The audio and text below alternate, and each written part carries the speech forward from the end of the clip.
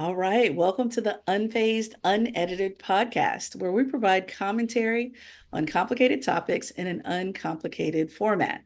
I'm Dr. Shaunna Payne Gold, and I go by she, her, hers. And I have Dr. Lisa with me recording a little bit off schedule, but hmm purposefully off schedule. How are you doing? I'm doing okay. Hey, everyone. My pronouns are she, hers. We are a few days post the 2024 presidential election, and we will be dedicating this episode to a mini debrief of the what I would classify as a catastrophe, although not unexpected. Yeah, I'm with you on that. I completely agree. As y'all probably can tell, yeah, not sounding as chipper as I usually like to sound at the beginning of these podcasts. But Lisa, let me share with you what I did on election night because that was a interestingly, quietly eerie evening for me. Part of that was around school is out. So the boys were home. Usually schools are used often for voting sites. And so the boys were home, took them to practices and so forth, because those were still going on, even though school was closed. And we came home a little tired and trying to fiddle around in ways that wouldn't allow me to go look at any results. And so then the results started popping up, whether you wanted them to or not. So whether it's on your phone and you have some type of app that updates the news, or on your computer, you may have something that is a little crawl that goes across. And I start seeing the numbers coming in. And I decided, you know what? Going to bed. Going to bed.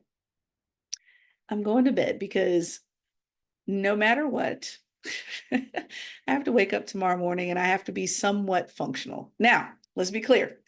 I did not pack my schedule for the Wednesday after election day because I knew, good, bad, or indifferent, my mind would not be well focused on anything that needed to be done that was of substance. So please don't ask me to fly a plane or conduct any type of surgery because that's not the day, right?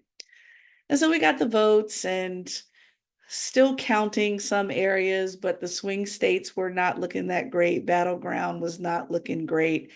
And I took the boys to school the following day, tried to put on a decently stern face to at least get them to school. And they got out of the car and I drove home and I just let it all out at that point. It was just, I don't like when the group assignment goes left. And that's exactly how I felt in that moment where I could finally just let it out. I came home, got this is my emotional support hoodie that y'all have heard about. Lisa has even joked me about how many hoodies I have, and we're very proud of our hoodie collections, y'all. But this is my favorite emotional support hoodie that I have probably been in for the last 3 days. Yes, it's been washed. Thank you. Um, because I am still attempting to pull it together that we have a reality over the next 4 years. And I knew, because the boys have been following the election, and certain assignments at school have been leaning towards, like, are we voting for Superman or Wonder Woman at school today? Like they're trying to learn the political process at school. um and so it was pretty tough to give them some answers. And so I tried not to put on my emotional support hoodie, got my blanket and laid across the couch and just laid there for quite a few hours. So, what did you do on election night, Lisa, and into the hmm following hmm hours? Yeah, I was listening to you, and you were like, "You don't like it when the assignment goes left," and I was like, "Well, the problem is that it went right." It did right, as in the directionally, That's not right right. as in That's correct. right. Yeah, it Uh-huh. didn't go left. It didn't go left. I did. I decided this time I was going to watch PBS. I'm big up into PBS right now. Like, I think that is probably representative of my growing years. I'm all about public broadcasting. So that's the channel that I decided to watch. I had did I order pizza? I can't remember if I ordered pizza or I had leftovers, but I did have wine on hand. And then I had about 7 text chains going on with various people backwards and forwards about what we were seeing. And someone texted me saying, I feel like you might have opinions about what's going on. What are your predictions? And I was in the minutia of that there, how they get down into the counties, and there were counties that have historically been heavily Democratic, but the numbers were coming in and those counties had dropped in their Democratic support. So Trump or the Republican Party didn't necessarily win the county, but the number of people voting for Harris or the local Democratic representative dropped, right? So, and I felt like that was a signal that if we're seeing that dip in votes in these little individual Democratic strongholds across the United States, then something is not swinging in the direction that I want. So that was my perspective there. And then I made it to about 10. And I was like, this isn't going well. It felt very 2016 because I think I made it to about 10 p.m. in 2016 and went to bed with a really bad feeling in my stomach. But this year I couldn't sleep. I didn't sleep very well at all. I think I maybe had 5 hours of broken sleep. And woke up and immediately checked my phone, as you do when you're obsessed with these things, and saw what had happened. So even though those swing states hadn't really been called, they were all leaning in a certain direction. So I don't know. I was kind of into the data of it. Like, that's what I like, and I pay attention to that and all the little nitty gritty. And I thought PBS did a great job. I did switch over to MSNBC a couple of times because their map person, I forget what his name is, but people love him and he is quite enthusiastic and touches the screen, and that's kind of cool. But I find MSNBC a little bit like Fox News, but on the left, so I don't really tend to watch it a lot. But he's quite good. So I was like oscillating between the two. Yeah, and then I think there was a lot of texting back in the morning, a lot of F-bombs. We're going backwards and forwards, and I think I wasn't surprised, Shaunna. Like, I had this little flame of hope because I can't extinguish it completely, right? Like, it's always there. Like, I wasn't hopeless about it, but it didn't surprise me at all. I think the thing that surprised me was the degree to which there was a rightward shift across the entire country, even in those blue districts, those blue counties, those blue states, right? So the whole electorate moved to the right. The enormity of that, I think, is what was surprising to me. His win wasn't surprising to me. The fact that the Montana senator lost wasn't surprising to me. That West Virginia, like, I knew the Senate was gone. That was just a fait accompli, right? Like, yeah. So I actually don't remember what I did the day after. Oh, I had to teach. I didn't do anything, but I had to teach. Right. You told me that you had to teach. That's right. That's right. Yeah. How was the tenor in class? I'm almost afraid to ask, actually, but what was the tenor there? Yeah, I'd actually arranged to have a speaker come in and talk about what it's like working at the state level doing policy work because it's a policy class. But all but one, no, there was at least one student who was happy Trump won. There may have been others who just didn't share it, but from what I can tell, the vast majority of students in the class were pretty devastated.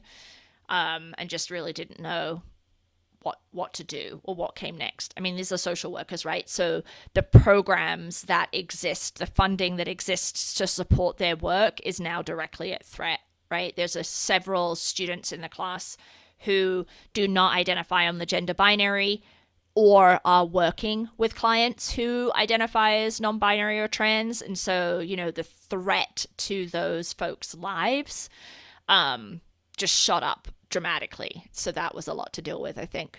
Yeah. Yeah, yeah.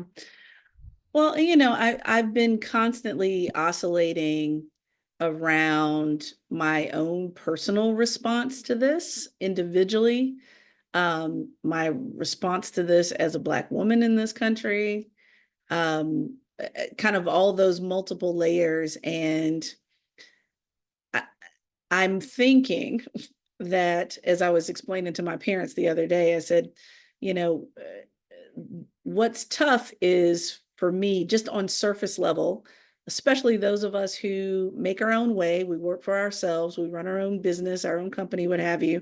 And we also are intertwined with identity and DEI and how that's regulated in this country. Is that some of the big goals, like I think I shared this with a couple of people. I have this big goal of finishing up my cohort with the SBA, the U.S. Small Business Administration, the program that I'm in currently, where we're almost at the finish line, and our final kind of capstone, if you will, is to present on our strategic growth plan for our company. And so, what happens when your industries, your primary industries, are threatened? So, months ago, when we knew, because they told us about this capstone the day we walked into the program, as I was building out my capstone presentation, I had one of those little decision trees. If she wins, then I have to make these types of steps. If he wins, I have to make these types of steps. And so, when I was originally thinking in that direction and, kind of workshopping it with the cohort, which are mostly government contractors at that layer there, it was almost deemed as almost hysterics. Like, well, why would this directly affect your work? And I'm thinking to myself, how many states in this country have been anti-DEI or presented anti-DEI legislation? And how many times has this man said that he is more than willing to completely obliterate the Department of Education? So the major industries where I get my living are severely undercut with his presence there. And so, of course, I have to think about it because it's the underbelly of my work. It's not, oh, I'm installing IT and DEI is a nice to have. No, I'm installing DEI actually. And so, with that, thinking about how it directly affects, I can't say that I'm surprised, but yet I'm disappointed in having to grapple with collecting myself emotionally as a person while also rerouting through that plan that I was hoping I wasn't going to have to use. Yeah. Well, and he had the in 2016 he had, or 2017 to 2021, I guess, he had the executive order that prohibited any kind of diversity, equity, and inclusion training for federal agencies. I'm not sure if it extended to federal contractors, but then Biden rescinded that. He's going to That's put that right. in place. He's going to put that in place again, right? Exactly. That's right. He's not. He doesn't have. He and his administration don't have the power to prohibit that kind of training in the corporate world, but the federal Mm-hmm. government has Yeah, a pretty big that's right. workforce, right? That's right. You That's know, right. And it's so that's going to be primarily our yeah, market here. I mean, yeah, for those of yeah. us that are in the DMV area, the primary areas are, you know, DC, Maryland, Virginia. That's why it's called the DMV. And so, the strategy now has to become, you know, love the states that love you, Lisa. Mm-hmm, So let's mm-hmm. pull out that magic map that you were talking about of all of the blue leaning states and the blue leaning counties and work with them as part of the business plan, because you don't have guarantees elsewhere unless it's big private money that can do what they want to do with Right, it, right, which right. is possible, but still yet another hurdle. And so, when I look at the data points around how the vote kind of came down, I can't say that I'm surprised. I'm not surprised by state at all.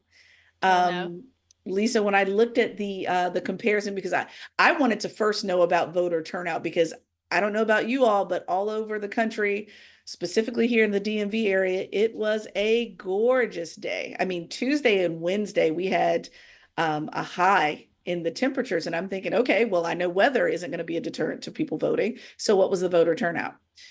And when we finally look at the voter turnout, it's like, ugh, not sure that he Mhm. won more votes, but uh, Democrats certainly didn't either. And so overall, the numbers are lower for everybody. And I Yeah. think there's some warranted earned apathy going on with the entire Yeah. system, but that's just me. Yeah, I think, I mean, I went straight to data too, because that's what helps me Mm-hmm. understand complex things. And as Yeah. of today, when we're recording, Kamala Harris is at about 71 million, and Donald Trump is about just under 75 Mm-hmm. million. Mm-hmm. Um, Mm-hmm. and in 2020, he won just over 74 million. So he didn't actually get that much more, to your point, which makes me feel a little better. But obviously, Mm-hmm. Biden got 81,283,000, and Kamala Harris is on track for 71 million, or maybe a little more than that when all the votes are counted. So that's Mm-hmm. 10 million less votes that the Democrats got, or the presidential candidate in the Democratic Mm-hmm. Party got, which Mm-hmm.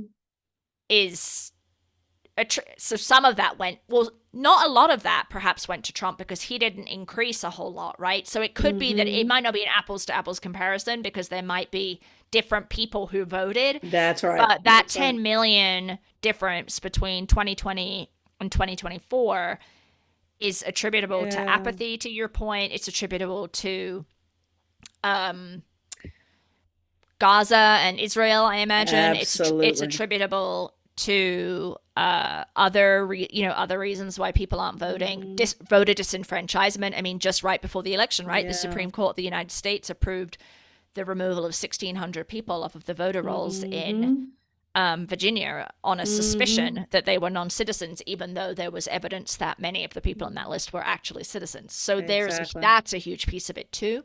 Yeah. Yeah. But it's quite jarring Yeah. to see when you don't show up to vote, Mm-hmm. the consequences can be quite severe. And I think the belief that, well, nothing in my life changes if I don't Mm-hmm. vote, right? Like, I don't, Right. is, Yeah. I think that's a little bit of a misunderstanding. I don't think that's Mm-hmm. Mm-hmm. 100% true. Yeah, yeah. Well, and I noticed one of the things, and I know we're giving you all the ho hum of the election results here now. We'll get to the good stuff in just a minute, but I do think it's important to think about too just the exhaustion, because Lisa, you really highlighted this for me around, there's over 60 major elections going on around the world this year. And ours happens to be one of the ones that you can pretty much campaign all you want. Like it's never ending exhaustion of campaigning. Like I cannot wait until we can go for at least maybe a year where we don't have to see political signs everywhere we go. So for me, I'm like, oh, I think some of that had to play in that. Um, and then I think too, this is pretty much what our second election. Well, no, really our first election since. Is a pandemic ever concluded? I don't know, but this might be like the first one since the pandemic was no longer active and folks could return to some semblance of post quarantine normalcy, right? And so, given that, it's a little different, right? Because people aren't stuck at home watching the news. And a lot of states had to have their ballots mailed because people were still quarantined. So it wasn't like they could actually completely go physically to vote. And just some of those elements around a pandemic election versus a non pandemic election, I have big question marks in my brain about as well. Um, But I will say, Maryland is going to Maryland every time. I am so grateful that I live in Maryland because I'm super proud that we have an amazing African American woman that is representing us in the Senate. And Lisa, I ran into her yesterday in the produce section of Safeway, okay, with her daughter. But Angela also Brooks will be serving as the first Black woman from Maryland in the Senate. Um, and I will say, there was so much unfinished work here in Maryland that we didn't need any shifting. So, we're still rebuilding the bridge in Baltimore. So grateful that, Mayor Brandon Scott was reelected. I'm grateful for that because he wants to finish what he started. Um, Grateful for several things passing here in Maryland, including the right to people choosing what they want to do with their bodies officially. And so, there were a lot of things where one of my favorite posts on like Thursday or Friday after the election was, "Good morning to everyone who voted blue." And so, of course, I was proud to comment back, "Good morning from the great state of Maryland." And Virginia too. Usually I have very little positive to say about my home state, but thank you to Northern Virginia, Richmond, and one or two counties in the western portion of Virginia, who were thinking broadly. Let me put it that way. But tell me some more of the wins that you noticed, Lisa, because I know there Yeah. had to be some other ones. I think the governors, the list of Mm-hmm. women governors has grown. Yes, so it sounds like there'll be 12 or 13 governors that will be Mm. in place in this next Mm-hmm. cycle, which is the most ever.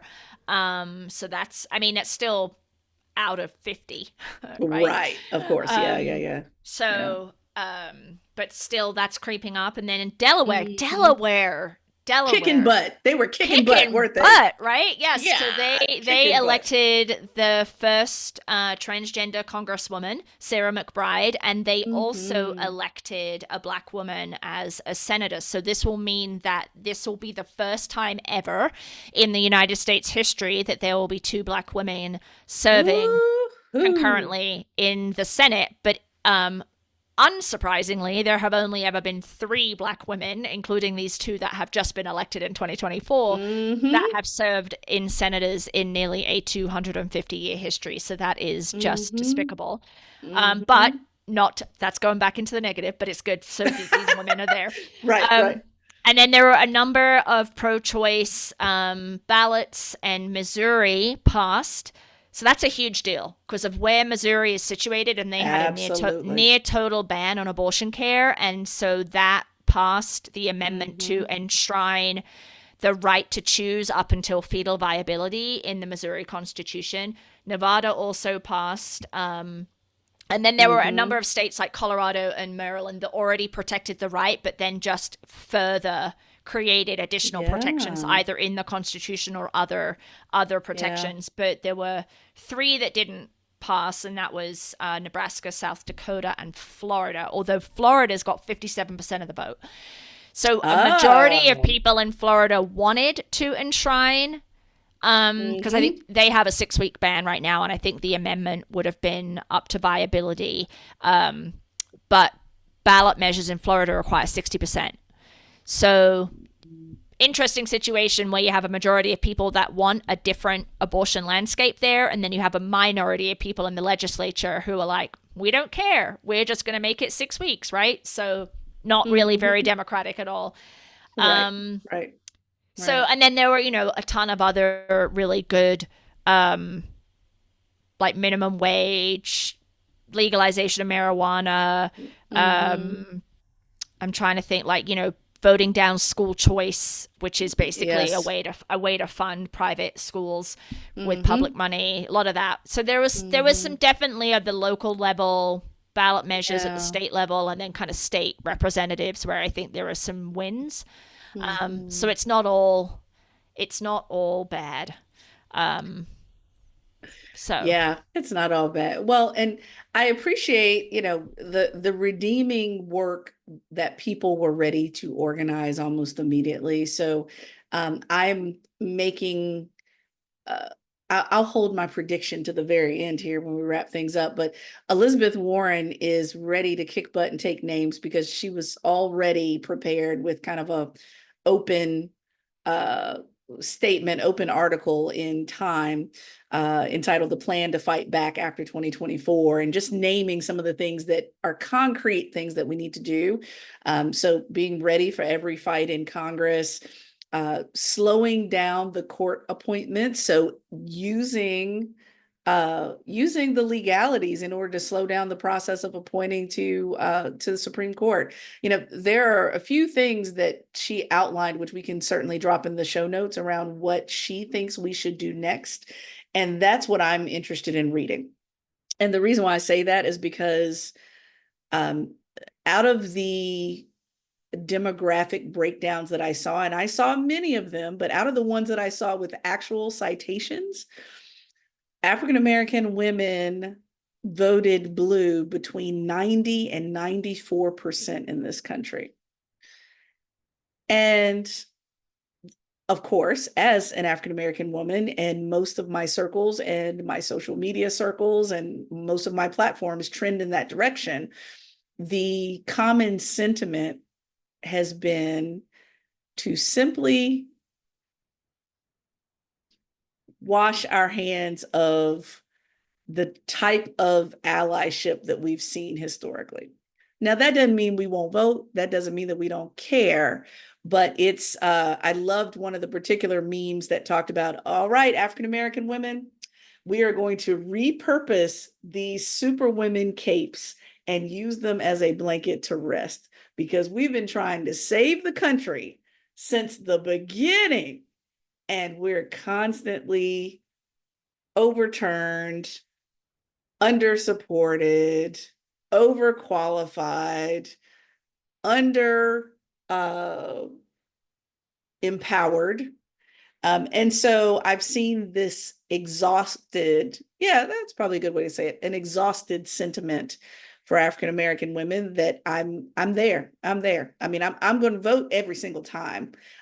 Yet at the same time, if you're expecting to see overwhelming numbers of women organizing and doing some of that other, here we go again, Lisa, invisible labor around the democratic process, I think Black women specifically are yeah, divesting, and even the anger around no longer being lumped into the right. concept of BIPOC women. Black women are pissed off, y'all. And Yeah. and that to me gets very, once you've pushed any person to the point where they no longer care, you've now gotten into a dangerous Mm-hmm. place. And that's where I know my circles are, and it seems to be trending quite a bit. So I'm waiting to see how this plays out to, through, and beyond the inauguration.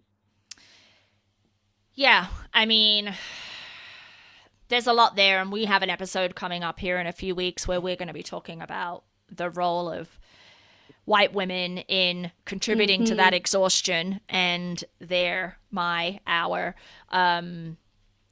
constant choosing of whiteness over Mm-hmm. gender, right? And I do think that there is a larger Mm-hmm. commentary here on this country's capability to elect a woman. I mean, we've had two very, very Yeah. qualified women, in both cases more qualified than the male candidate, lose, Mm-hmm. and lose to an openly racist, sexist, misogynistic candidate. So not losing to a Joe Biden, right? Who's kind of Right. That's pretty right. vanilla, right? Or a Right. Gavin Right. Newsom, but losing to this particular guy, I think Yeah. is certainly understandable why while black women who also in 2020 voted in the high 80s, low 90% for Hillary Clinton, while their other women of different races did not do that. White women being Mm-hmm. the biggest problem there. Mm-hmm. So that exhaustion is understandable to me, why you would be angry and why you would be like just sitting back and wrapping yourself up in a blanket and a hoodie and just kind of saying F you. You Mm-hmm. know, if not permanently, temporarily. I'm not sure how long that will Yeah. last for you and your Yeah. friends. Yeah. but it's got to be absolutely Yeah. Yeah. crushing.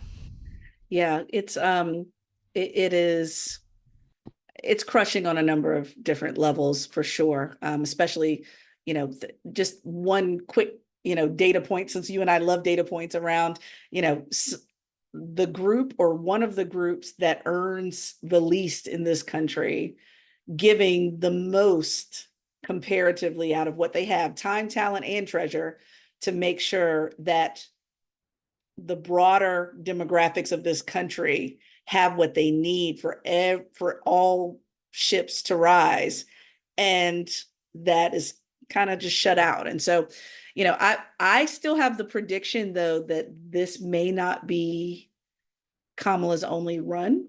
That's my long-term prediction. And part of the reason why I think that's the case is I saw a side-by-side picture with an article with Kamala and Hillary. And part of me thinks, because, no offense, and I know this may be stereotyping, but Kamala is a tad younger, right? I mean, she's not 40 something like Obama was, but she's younger than who we've seen vote. Frankly, we can say, and this is no offense to Biden either, but 170 days, that's a hell of a run for 107 days. I've seen uh, less than perfect campaigns happen when they had the full amount of time. So 107 days is great. Um, and so I doubt seriously this will be her last run, Right. especially depending whoever is the Republican candidate with 45, Yeah. 47 out of the way. But my petty wants Biden to go ahead and step down now, so that Yeah. 45 has to change all his shit to 48, just because I'm petty like that, Lisa. Oh, I love it. Let's do it. Go Biden. Do it. Um, yeah, I think the next uh 2 years are going to be pretty interesting because we'll have the midterms in Midterm. 2026, right? And then we will Mm-hmm. start to get a sense after that because it'll be a wide open, assuming Right. Trump doesn't change the Constitution, although he can't do that single-handedly, thankfully. But to extend the time that he can be president, we'll have a wide open race on both sides. So that'll be really interesting. Mm-hmm. And one of the comments that I've been listening to, and as I've been kind of devouring information in the aftermath, is that there hasn't really been an open Democratic run really since 2008, since Barack Obama was originally came through that primary, right? Because he was Mm-hmm. reelected in 2012. In 2016, Hillary was kind of shoehorned into that role. Mm-hmm. Mm-hmm. And then in 2020, the same was true for Biden. There was a primary run, but it really, it all really pushed for Biden. And That's then right. in 2024, we had Biden, he pulled out. And I think it was the right choice to go for Kamala Harris, but it wasn't an open primary, right? So it's been a very long time since Democratic voters have actually had an opportunity to Mm. choose through a competitive primary selection process the person they want to be Ah, the standard uh-huh. bearer. And I think That's such a great point. that's contributed to the apathy that we talked about earlier in the Mm-hmm. show. Mm-hmm. Yeah, and Kamala, what, she's 59, right? So she'll Yeah. be Yeah. 63 at the younger than that if she wins the primary system, if she decides to do that. So Mm-hmm. I agree with you, and I would encourage her Mm-hmm. to throw her hat in again, because I don't think, I mean, I'm not a political strategist, I don't run campaigns, but I don't think there was a whole lot she could have done differently, because I think Not at all. there was so much else I agree. happening that, as the quote unquote incumbent, which most incumbents globally got voted out this cycle, Exactly. there was, Yep. so I think she did Yeah. the absolute best that she could have done in that period of time, given all these other external forces and the damage that Biden did, you know? Absolutely. Absolutely. So, yeah. Mm-hmm. So, I don't think this will be the last of her runs for the presidency. And I wonder if the Democratic Party would support that Mm-hmm. in that nomination in particular, yet again, in ways that don't promote exhaustion or, Right. feeling like we're, going past that rock again. So, Yeah. well, Lisa, All I right. know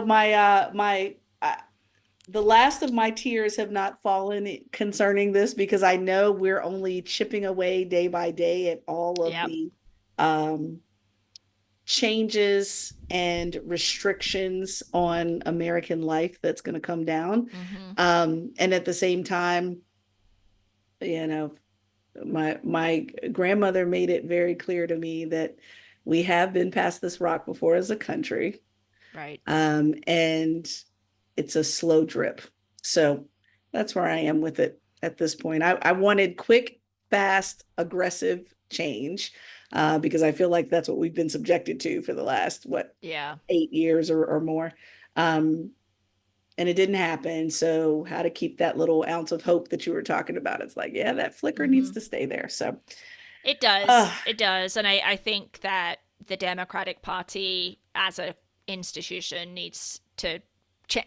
I think it needs to change what it's doing, and it needed to do that several years ago, right? And I think it's just ignored it, oh yes, yes, which is not surprising, right? With a large yeah. kind of institution that's run by people who have been around for a long time. Mm-hmm.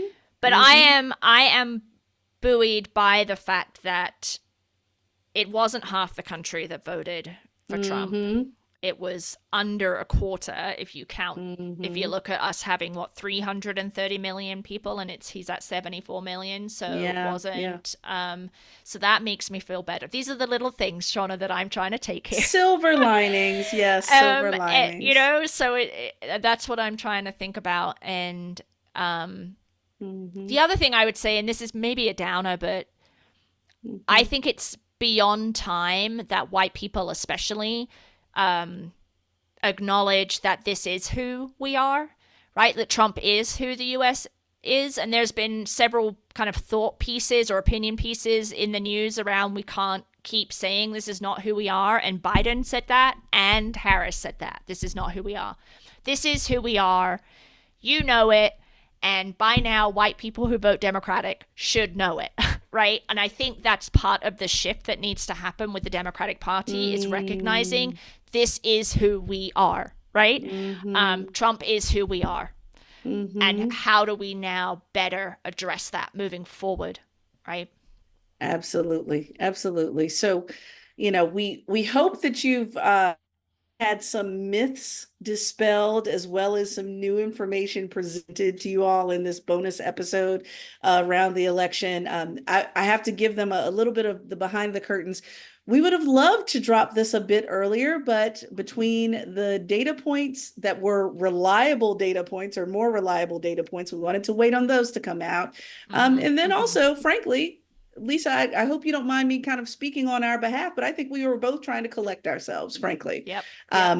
Yep. in response to our feelings, how it affects other people, and I don't want either one of us to be apologetic for having great depths of empathy when we vote. Mm-hmm. Mm-hmm. I think that's like another uncharted territory is like, can we talk about empathy when we vote? Because probably Yeah. not. Yeah. So I don't apologize for considering both myself and others. I No. just don't. No. So with that, we hope you all continue to process and take your time in regards to collecting yourself and your Mm-hmm. family and Mm-hmm. your loved ones and people that reach out to you. And I'm grateful for the texts that I get checking in on me and also checking themselves in with me about how they're feeling. So we hope you continue to do the same. Drop your feelings about this year's election in the comments, of course. We will certainly post this, obviously, on YouTube. You're probably watching there. But you can also listen on Apple Podcast and Spotify. You'll find us on Instagram, LinkedIn, and you can certainly email us your thoughts at info@unfazedpodcast.com and our website, unfazedpodcast.com, where you can access all the old, the new shows, and you will find this as a bonus episode, no number. It was just that important. It's a bonus election episode. So if you enjoyed this week's episode or if it was enlightening to you at all, please like, share, subscribe, leave a review, share it with your friends, coworkers, or anyone else in this post-election phase of your life. So, Mm-hmm. Lisa, until next time. Until next time, hang in there, folks.